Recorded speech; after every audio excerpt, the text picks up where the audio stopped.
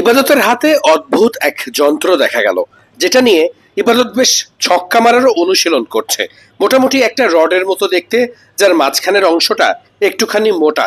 একটা বিশেষ যন্ত্র বা ইলেকট্রনিক কোনো কিছুই মনে হচ্ছিল, কিন্তু ক্রিকেটে এটার কাজই বাকি।